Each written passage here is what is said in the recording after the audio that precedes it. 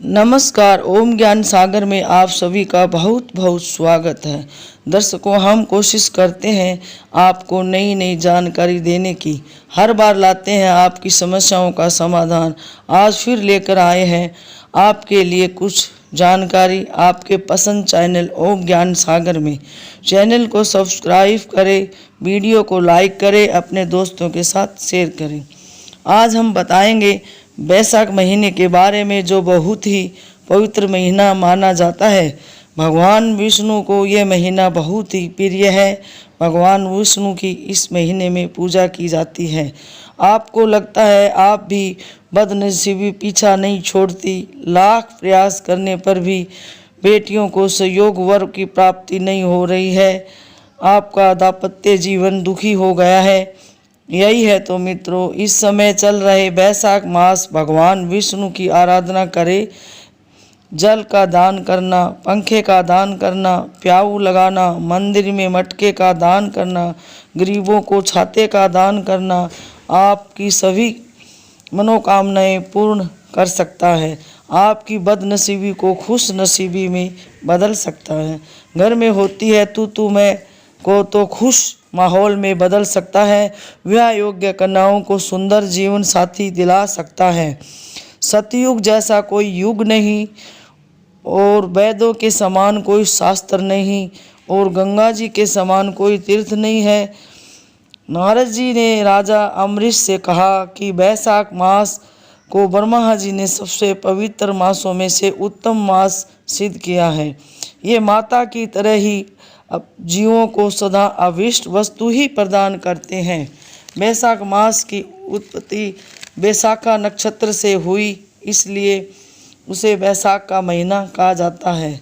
अंतिम 5 दिन एकादशी से पूर्णिमा तक बहुत ही पुण्यकारी माना जाता है। सभी देवताओं द्वारा पूजित है। वेदा मंत्रों में वेद, मंत्रों में प्राण, वृक्षों में कल्प, गायों में कामधेनु, देवताओं में भगवान विष्णु, प्रिय वस्तु में प्राण, नदियों में गंगा जी, तेजों में सूर्य, अस्त्र शस्त्र में चक्र, धातुओं में स्वर्ण, वैराग्य में शिव, रत्नों में कौस्तुमणि उत्तम है। ठीक उसी प्रकार महीनों में बैसाख मास का सबसे उत्तम महीना है। भगवान विष्णु को प्रसन्न करने के लिए और कोई उत्तम मास नहीं हो सकता। सूर्य उदय से पहले जो स्नान करता है, भगवान निरंतर उनसे प्रेम करते हैं। बैसाख मास में सुबह स्नान करने से 4 पाप धुल जाते हैं। बैसाख महीने में सभी देवी देवता तीर्थ जल में निवास करते हैं। भगवान विष्णु की आज्ञा से सूर्य काल में सभी उपस्थित रहते हैं। जल दान करने से सभी तीर्थों का नहाने का फल मिलता है। पक्षियों को दाना पानी ज़्यादा नहीं कर सकते तो किसी को भी बता सकते हैं कि बैसाख के महीने में क्या करना है, उससे भी बहुत फल मिलता है। बैसाख को माघो मास भी कहते हैं। भगवान विष्णु माता लक्ष्मी को बहुत ही प्रिय महीना है।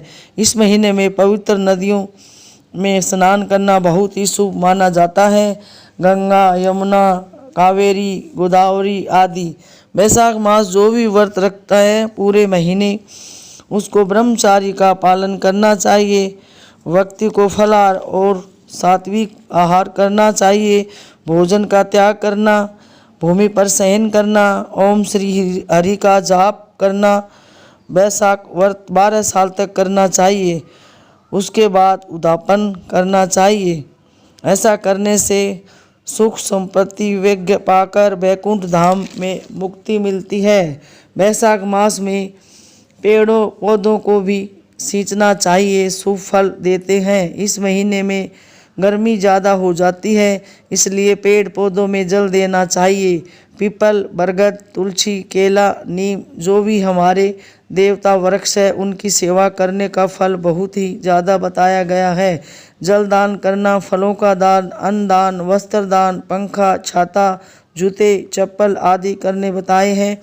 फलों में संतरा, तरबूज, नींबू, खरबूजा का दान करना अति उत्तम होता है। वे रसीले पदार्थ होते हैं और ऋतु फल भी होते हैं। दान भी करना अच्छा होता है और खाने के लिए भी शरीर के लिए अच्छा होता है। दान से हमें पुण्य की प्राप्ति होती है और खाने से शरीर सही रहता है। वैशाख मास की अगर सारे नियम न कर सके तो कुछ करके भी फल प्राप्त कर सकते हैं। तुलसी का पौधा लगाकर उसकी सेवा करना, इससे श्री हरि बहुत ही प्रसन्न होते हैं। वैशाख मास में एकादशी आती है, उसका मोहिनी एकादशी कहते हैं। इसके करने से मनुष्य सब पापों से तथा सभी दुखों से छूटकर मुक्त हो जाता है, सभी पाप धुल जाते हैं। इस महीने में धन प्राप्ति और पुण्य प्राप्ति के तमाम अवसर आते हैं। वर्ष में एक बार श्री बांके बिहारी जी के चरणों के दर्शन भी इसी महीने में होते हैं। इस महीने में शुक्ल पक्ष की दशमी को गंगा उपासना की जाती है।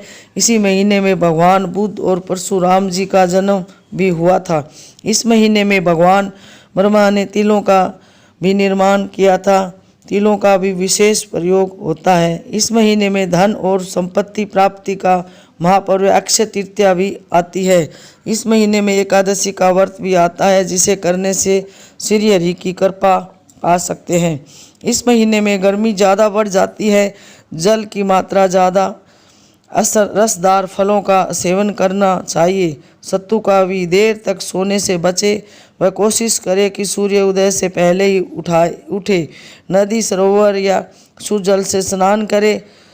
थोड़े से तिल मिलाए जल में और स्नान करे। शिवलिंग पर जल चढ़ाने या मटकी लटकाने से भी बहुत पुण्य बताया गया है। प्याऊ लगाना, पशु पक्षियों के लिए खान पान की व्यवस्था करना, राहगीरों को जल पिलाना, वृक्ष के पौधों को प्रतिदिन पानी देना व उनकी रक्षा करना, ये सभी कार्य मनुष्य को अच्छे पद पर ले जाते हैं। इससे माह में पादुका का दान करने से भी यमदूतों का तिरस्कार करके विष्णु लोक को ले जाते हैं। अमावस्या के दिन पितरों का तर्पण करना चाहिए, इससे पितरगण खुश होते हैं और आशीर्वाद प्रदान करते हैं।